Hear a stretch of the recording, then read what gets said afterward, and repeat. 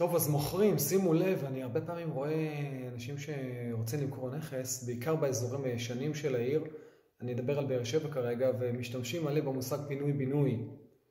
עכשיו, הכל בסדר, אפשר להגיד, שמענו שהולך להיות כאן פינוי-בינוי, שמענו שאולי יהיה פה התחדשות עירונית, וכן הלאה וכן הלאה.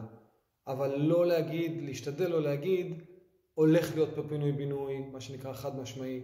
הבניין הזה הולך להיהרס ולהתבנות פה חדש. למה?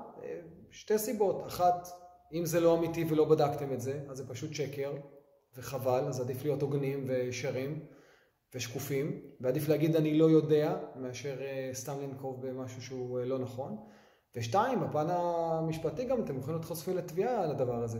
אם עכשיו אמרת למישהו, כן, פה בוודאות הולך להיות פינוי-בינוי, ובגלל זה הוא, לא יודע, עשה איתכם איזושהי התקשרות מסוימת, וזה לא נכון, והוא בדק את זה, הוא גם יכול לתבוע אתכם וגם לקבל פיצוי על הדבר הזה, כי זה לא נכון.